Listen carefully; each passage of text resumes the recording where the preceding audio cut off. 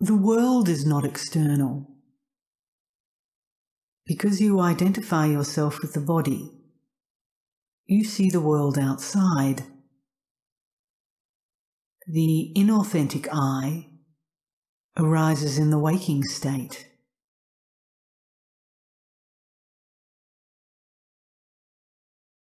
It is a product of the state in the same way that any eye that arises while dreaming is a product of that state only. That which rises and falls is the inauthentic eye. That which has neither origin nor end is the authentic eye. All things that arise and set do so within this authentic eye. This inauthentic eye, or signatory self, wants to affix its name on everything. Its logic is that the more I do, the more I am.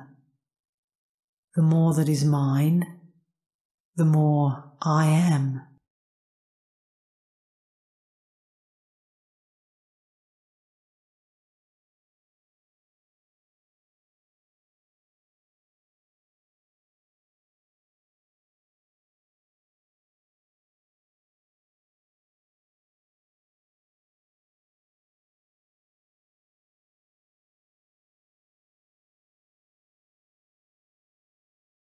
Cast your gaze into the skies, to the heavens. It is endless. The objects that appear do so within the endlessness. Or close your eyes and gaze inward. No objects appear here. Does this have an end? Or is this inner landscape also endless?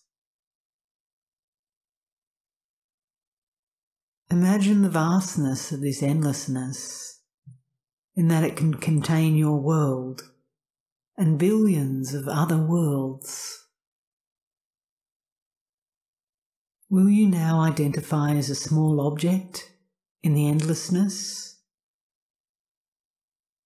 Or you can be what you are, this vast endlessness itself.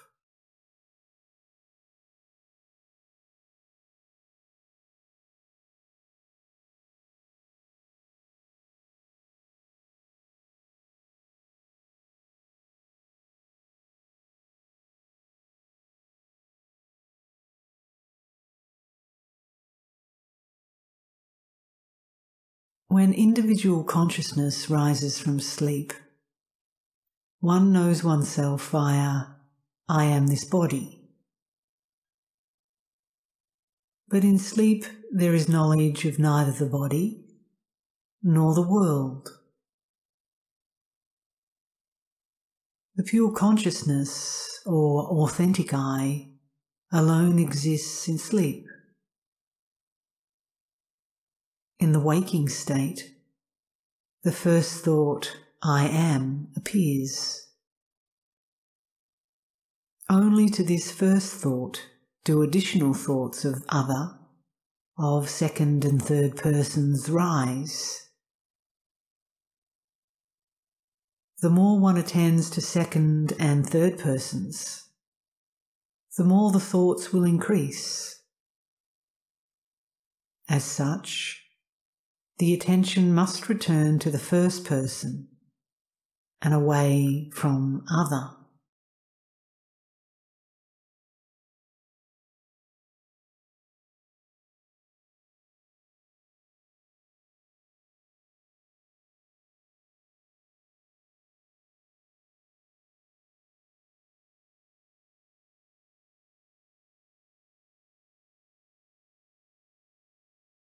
What one is consciousness.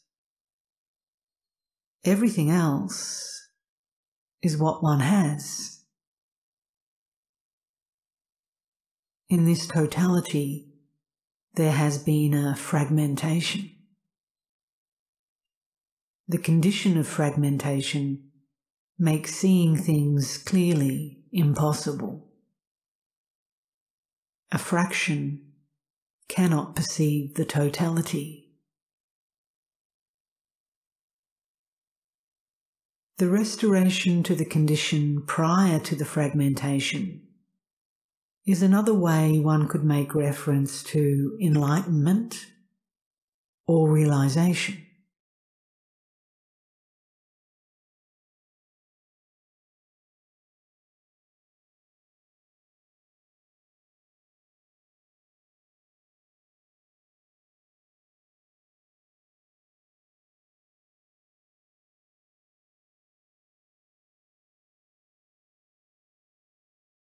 Peace is not far away. It is concealed by one's entanglement with what one believes ought to be. In that sense, thought is not the problem. Believing the thought is the problem.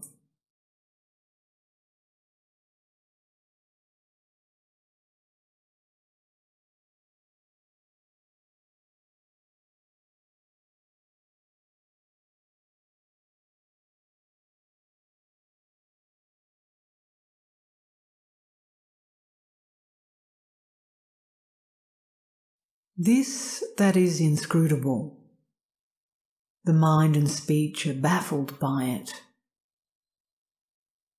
What you are is independent of everything. However, unless you drop everything and remain unsupported, this cannot be discerned. Until you have met yourself, you don't know anything. After meeting yourself, what you need to know, you come to know.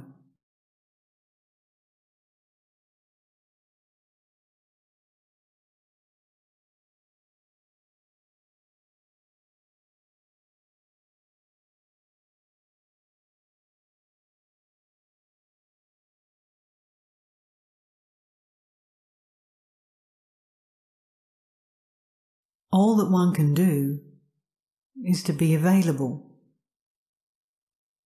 When the Emperor sends his carriage for you, if you are not available, the Emperor cannot be faulted for your failure to reach the palace. Disregard intellect and cultivate silence so that you can hear the whisper of intelligence. This intelligence is native, not something that is developed or acquired. Although unknown to you, you are saturated with it. Look closely and see the ease with which distraction dissipates the attentive energy. In that instant that you realize that you are not present, you are present.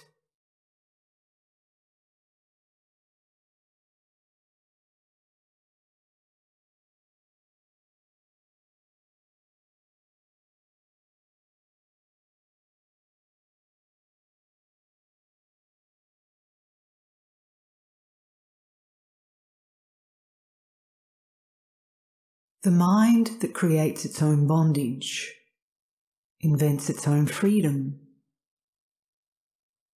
Both are imaginary. A mind seeking how to is already ensnared in searching. Understand that one has no connection with this mind flow. One is apart from it. all one can do is observe oneself. Once the nature of the organism is fully seen, that which enervates it is understood. This is sufficient.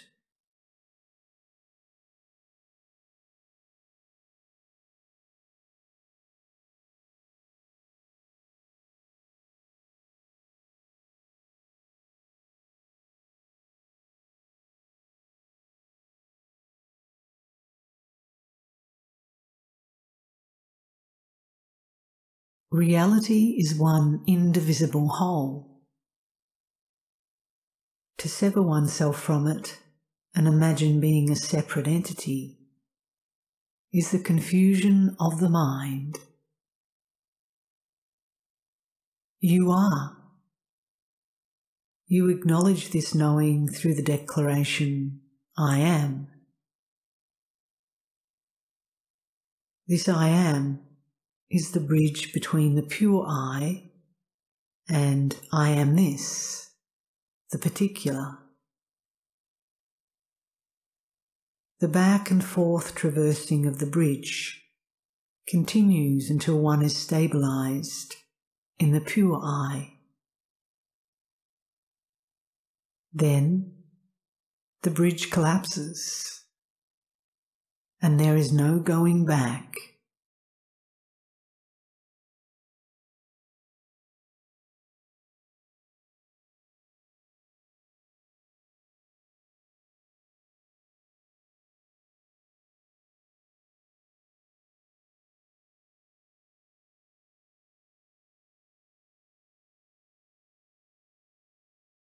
This day, Hsin shall reveal the 4 preconditions for understanding.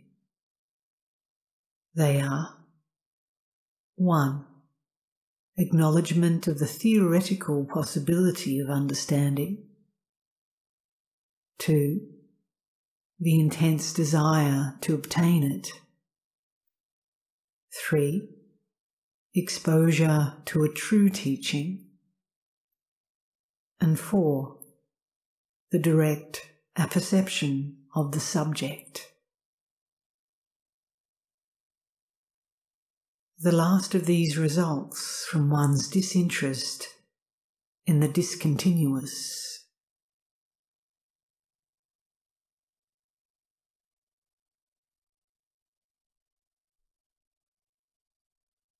It is one's turning away from what appears in awareness and toward awareness itself.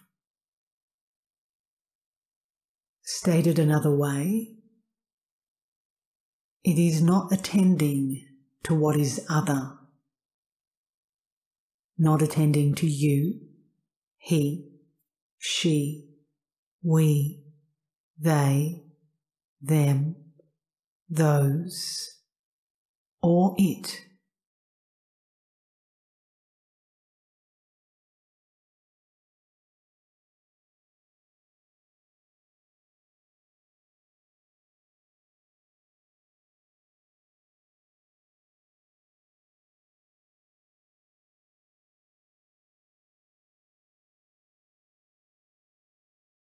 Collect as many of Hsin's words as you like. Your collection will not provide you with what you seek. If realization was assured to anyone who moved 10,000 stones, one by one, over a great distance, many people would do this work agreeably. But when Hsin asks each to consider for themselves, this is too great a task.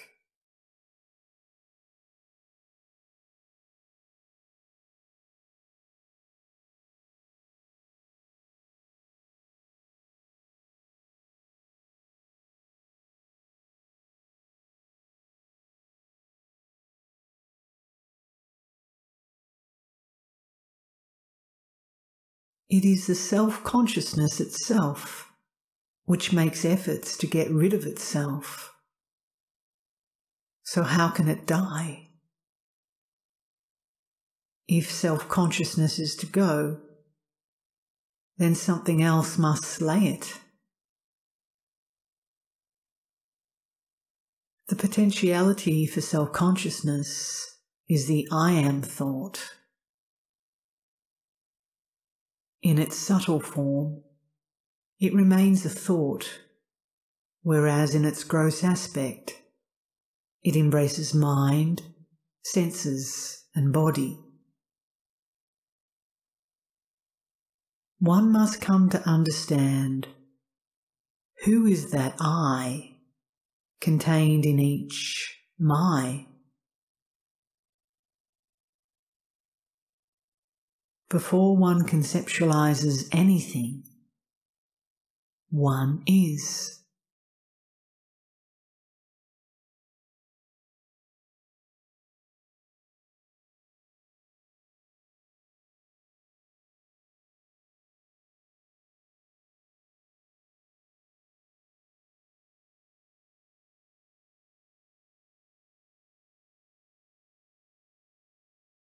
Hsin declares that there is nothing higher to attain to. One is already the highest, but one tells oneself otherwise. One can only know oneself by being oneself, without any attempt at self-definition and self-description. Nothing happens to you. You are the centre of observation of all that happens. Turn away from intellectualism and toward pure experience. Be still. Cease being anything in particular, and see whether or not the words of Hsin ring true.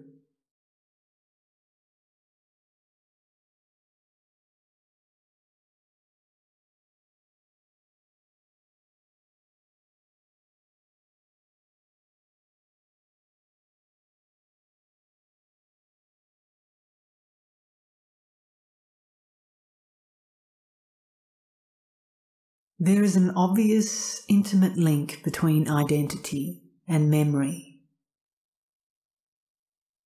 The content of memory is the source of identity, whereas memory combines recording with recall. Yet that doesn't address what it is that identifies. Free yourself from the memory of the past and the dreams of the future, and come face to face with living present. Find that by which you know I am.